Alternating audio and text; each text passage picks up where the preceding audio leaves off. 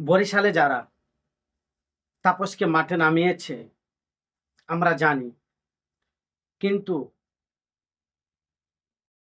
বরিশালে যাতে মুফতি ফয়জুল করিম মেয়র হতে না পারে তারা সর্বোচ্চ চেষ্টাটাই চালিয়ে যাবে। দুষ্কৃতিকারীরা সর্বোচ্চ চেষ্টাটাই চালিয়ে যাবে।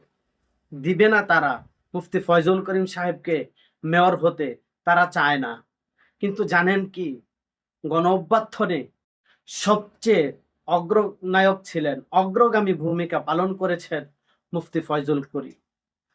আর দুষ্কৃতিকারীরা মুক্তিও পেয়েছিলেন, অথচ তারাই সবচেয়ে বেশি চেষ্টা করে যাচ্ছে যাতে ফয়জুল করিম বরিশালে যাতে মেয়র হতে না পারে।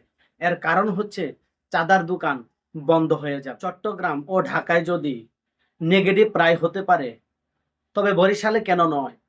আশা করি কোনো প্রকার আন্দোলন বা রাজপথ দখল ছাড়াই আদালত তার আদালত ঠিক রাখবে, ন্যায় ও জনগণের পক্ষে রায় পেশ করবেন। আমরা নতুন ভোরের অপেক্ষায় রইলাম। বরিশাল সিটি নির্বাচনের মেয়র ঘোষণার তারিখ ছিল 24শে এপ্রিল। এই 24শে এপ্রিল মেয়র ঘোষণা না করে আবার তারিখ পরিবর্তন করা হয়েছে। কেন করা হয়েছে, কি জন্য করা হয়েছে আমরা তা জানি, কিন্তু কোনো প্রকারের ষড়যন্ত্র যেন না হয়। আবার নতুন তারিখ নির্ধারণ করা হয়েছে 5/5/2025, অর্থাৎ মে মাসের 5 তারিখ। তবে মে মাসের 5 তারিখে যেন রায়টা মুফতি ফয়জুল করিম শায়েখের পক্ষে আসে, ওনার বিপক্ষে যেন না যায়।